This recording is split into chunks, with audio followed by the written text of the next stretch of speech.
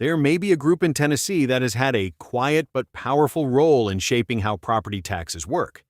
Most people have never heard of it, but its advice has helped guide rules used by lawmakers and property assessors across the state. Those rules affect the value placed on homes, farms, and businesses. That value is what local governments use to calculate property taxes. For years, many assessors have gone to this group's meetings and training events.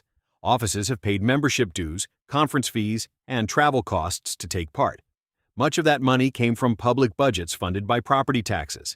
State agencies have also been involved. Staff from the Comptroller's Office have taken part in events, and the University of Tennessee has worked with the group on training and programs.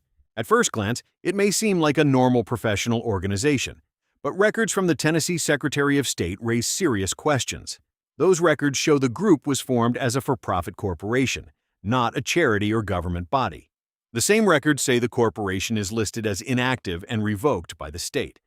The revocation happened many years ago. That raises an important question for taxpayers. If the group was a for-profit company and its status was revoked, why were public dollars still being used to support it?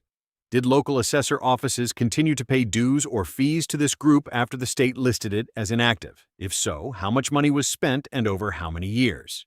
There are also questions about state involvement. Why did the Comptroller's Office provide staff time or support to an organization with this type of corporate record? Why did the University of Tennessee allow its name and resources to be connected to it? Were local governments ever clearly told what kind of organization this really was? These questions matter because property taxes affect nearly every family. The methods used to value property can raise or lower tax bills. When a small group helps shape those methods, it has real influence over how the system works. If public money helped support that group, taxpayers deserve to know the full story. Local officials should be ready to answer simple questions. Has your assessor's office ever paid dues or fees to this group? If so, how much money was spent and in which years? Were payments made when the organization was listed as a for-profit corporation or after it was marked inactive? What help did the Comptroller's Office and the University of Tennessee give to this group? Were taxpayers ever clearly told about this relationship? The public also has the right to see the records. That includes payment records, contracts, and emails that show how local or state officials worked with the group. Transparency is important whenever tax dollars are involved. Property taxes are not just numbers on a form. They are part of the monthly cost of keeping a home or running a business. When there are questions about how the system is guided, people deserve honest answers. This is a good time for voters to ask those questions.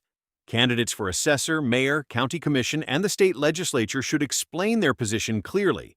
They should say whether they support continuing ties with this group or not.